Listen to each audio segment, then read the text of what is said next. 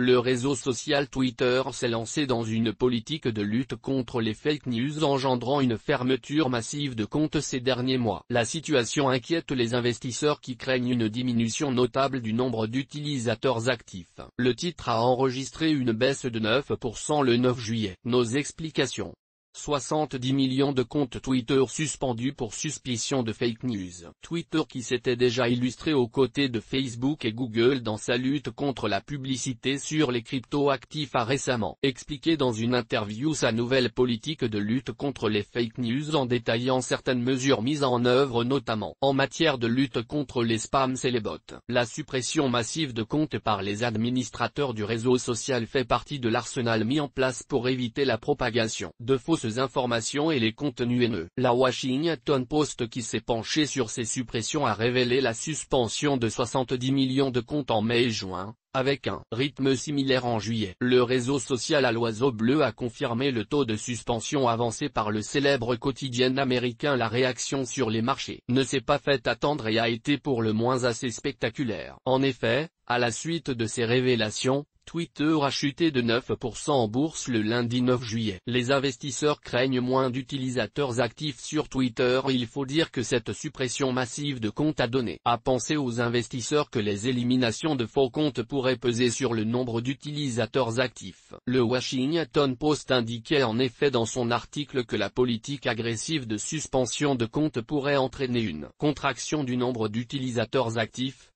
au deuxième trimestre. Or, les analystes anticipaient plutôt, selon les données Thomson Reuters, une augmentation d'environ 3%. Les investisseurs ont semble-t-il craint un recul du nombre d'utilisateurs actifs, à l'image de Scott Kessler, directeur de la recherche chez CFRA pour qui cette annonce interroge sur les effets potentiellement négatifs concernant le prix de l'action et les revenus. Il a d'ailleurs modifié sa recommandation sur l'action, de conserver à vendre. Ned Segal, directeur financier Twitter rassure les actionnaires cependant, ces informations sont à relativiser. L'analyste de Wedbush, Michael Pachter souligne, il est difficile de croire que 70 millions de comptes ont été touchés quand Twitter dispose de seulement 336 millions d'utilisateurs actifs par mois. La plupart des comptes suspendus devaient donc déjà être en sommeil. Même son de cloche venant du réseau social qui a immédiatement réagi par la voix de son directeur financier Ned Segal le lundi 9 juillet. Le tweet publié par le CFO de Twitter a en partie rassuré les actionnaires puisque le cours, au plus mal à l'ouverture, s'est quelque peu repris en seconde partie de séance après la publication d'un message rassurant. Some clarification, most accounts were removed are not included in our reported metric as they have not been active on the platform for 30 days or more, or we catch them at sign up and they are never counted. https://t.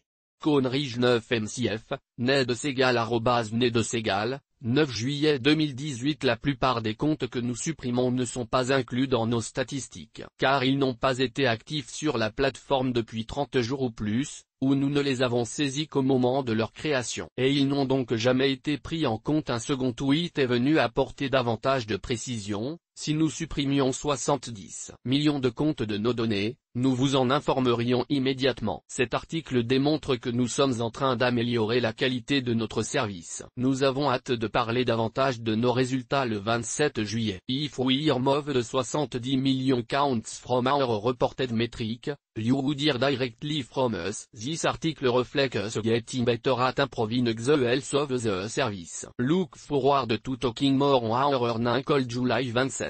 Ned Segal @Ned Segal, 9 juillet 2018. Le fait que ce soit le directeur financier qui s'exprime n'est pas anodin. La firme à l'oiseau bleu a bien compris la nécessité de rassurer les investisseurs inquiets. D'autant que ce coup dur intervient dans un contexte déjà difficile pour le réseau social, Twitter, comparé à d'autres réseaux sociaux comme Instagram, propriété de Facebook, éprouve des difficultés à faire croître son nombre d'utilisateurs. Comme indiqué dans le tweet ci-dessus, nous devrions en savoir plus le 27 juillet prochain, date de publication des résultats du second trimestre. Twitter reste malgré tout une valeur relativement bien orientée avec un titre qui, depuis le début de l'année, a gagné à Wall Street 83,84%. Toutes nos informations sont, par nature, Générique. Elles ne tiennent pas compte de votre situation personnelle et ne constituent en aucune façon des recommandations personnalisées en vue de la réalisation de transactions et ne peuvent être assimilées à une prestation de conseil en investissement financier, ni à une incitation quelconque à acheter ou vendre des instruments financiers. Le lecteur est seul responsable de l'utilisation de l'information fournie, sans qu'aucun recours contre la société éditrice de Café de la Bourse, comme ne soit possible. La responsabilité de la société éditrice de Café de la Bourse, comme ne pourra en aucun cas être engagée en cas d'erreur, d'omission ou d'investissement inopportun.